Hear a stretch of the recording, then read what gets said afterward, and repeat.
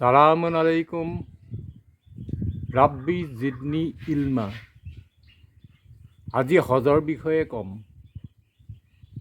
ইয়াত কেইবাটাও খণ্ড হ'ব, কাৰণ এতিয়া ৰোজা শেষ হৈছে। ইয়াৰ প্ৰায় 1.5 মাহৰ পিছতে হজ যোৱাৰ কাৰণে মানুহবিলাক যাব, আৰু মানুহে বাৰ বাৰ যাব পাৰে, বাৰ বাৰ যায়। কিন্তু ইমান কষ্ট কৰি টকা পইচা খৰচ কৰি হজটো কাৰ কাৰণে কৰিবলৈ যায়?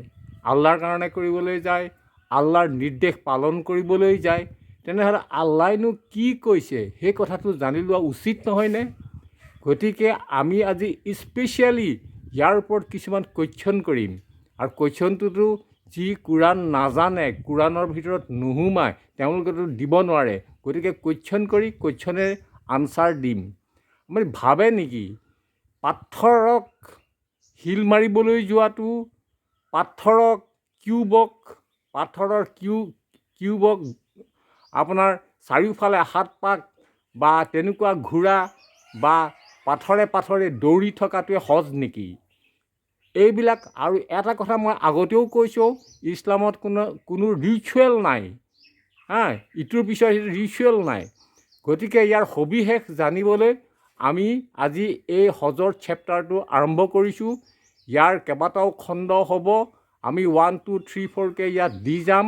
অন্ততঃ আপোনালোকে 10, 12, 15 আপোনালোকে গৈ থাকে, কিন্তু এবাৰতো এটা আয়াত, অনলি ওৱান আয়াত আপোনালোকক চাবৰ কাৰণে অনুৰোধ কৰিছোঁ। সেইটো আপুনি চাই পেলাই আপুনি হজ কৰিবলৈ যাওক। গতিকে ফাইদা হ'ব। বাকীটো নহ'লে আল্লাহৰ বিপৰীত কামবিলাক কৰি কষ্ট কৰি কিবা লাভ হ'ব জানো? হয়তো গুনাহে হৈ যাব। সেইকাৰণে সেই যিটো আয়াতৰ কথা কৈছে, আমি বহুত আয়াতে কথা ৰেফাৰেঞ্চ দিম, আৰু যি কম কোৰাণৰ ভিতৰৰ পৰা কম। কিন্তু কিছুমান শব্দ আমি সকলোৱে জানিবৰ কাৰণে ৰুট বা ডিক্সনেৰী চাব লগা হয়। কিন্তু বিশেষকৈ আপোনালোকক অনুৰোধ কৰাৰ হেৰিটো হৈছে আপোনাৰ সূৰা বাকাৰাৰ 196 আয়াতটো। তাত বহুত কথা আছে। তাত মানে ট্ৰেন্সলেশ্যনৰ এনেকুৱা ওল্টা পুল্টা কৰি মানুহক নুবুজা কৰি বা বেলেগ দিশলৈ লৈ গৈছে। আমি এটাকৈ আপোনালোকক এই বিষয়ে ক'ম ইনশাআল্লাহ। আপোনালোকে কেৱল ছাবজেক্ট মেটাৰৰ ওপৰত গুৰুত্ব দিব।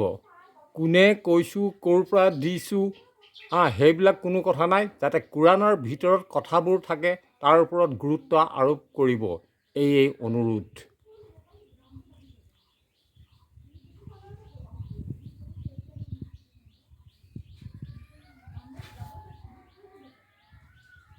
This 196 ayah is on the right hand side. You can see, not about hitting stones with stones. Hajj is not about going 7 times around a stone building. Hajj is also not just for Muslims. Assalamu alaikum. Let's have a look at the Hajj of the Quran, of Islam. The Islam that Nabi Muhammad as a Rasul followed, the only Islam that he knew and the only Islam that he propagated. Let's talk about that Hajj.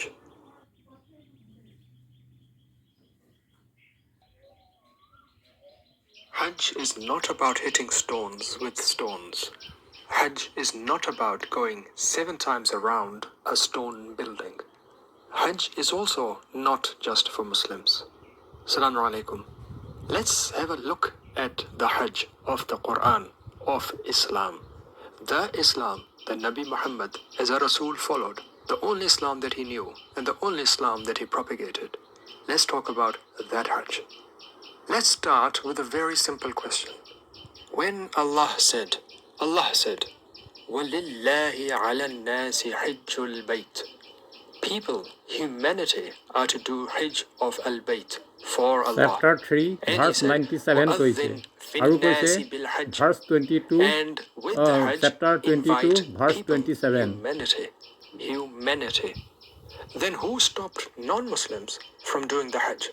Who added to a very simple command from Allah, which said that the Hajj was not just for Muslims, but for an-nas, for humanity, for people? Who came up with this rule? While we're at it, let's ask another question. Who said that the Quranic Hajj is to pelt stones with stones? Pillars of stone that you hit with stones. Who said that this is what Allah wanted us to do when we do the Hajj? Who said that you have to go around a stone cube 7 times around? Because that stone cube and the building containing toilets that it is in is the house of Allah. Who made that declaration? Was that Allah? Let's be reasonable. If we are to use the Quran as the criterion, as the Furqan, there are questions that arise when we read the Hajj of the Quran versus what we see around us, or what we see paraded around in front of us as the Hajj of Islam. Let's start off with 4 fundamental questions. What is the Quran's Hajj? What is the Islamic Hajj? What is the Hajj that appears in the Kalam of Allah that Nabi Muhammad followed? What is also Al-Masjid Al-Haram, in which supposedly this Hajj is taking place? Why is this Hajj being done? What is the purpose behind it? Is it just a mindless ritual being done by automatons, or is there a reason, is there a purpose for it? And what are the benefits of this exercise? Is it just religious tourism, where once a year those who can afford to get to hang in the world's largest hotel so they can look down upon a small black cube? What is the actual benefit for this?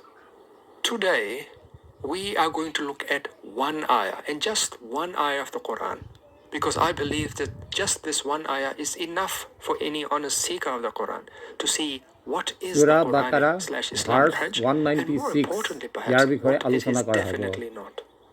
And if you have, by the way, come this far, I would ask you to stay until the very end, because there is a very important warning